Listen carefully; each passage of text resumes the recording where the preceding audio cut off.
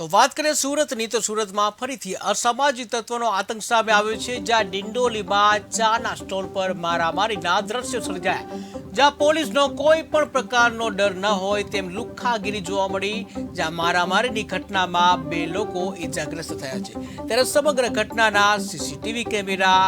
સામે આવ્યા છે। તો ટીવી સ્ક્રીનના દ્રશ્યો તમે જોઈ રહ્યા છો કે જ્યાં મારામારીની આ ઘટનાના દ્રશ્યો કેદ થયા છે। આ ઘટના છે સુરતની કે જ્યાં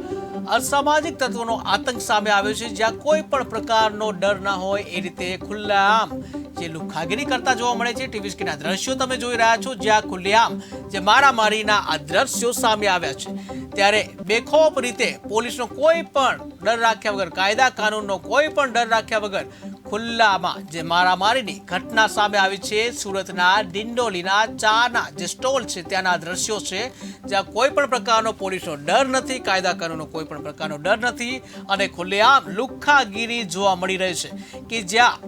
આ ઘટના જે છે સુરતની ઉલ્લેખનીય છે કે ગૃહમંત્રી જે સુરતના છે, ત્યારે સુરતમાં અસામાજિક તત્વો આવી રીતે જે ખુલ્લામાં જે મારામારી કરી રહ્યા છે, કોઈ પણ પ્રકારનો ડર ન હોય એવી રીતે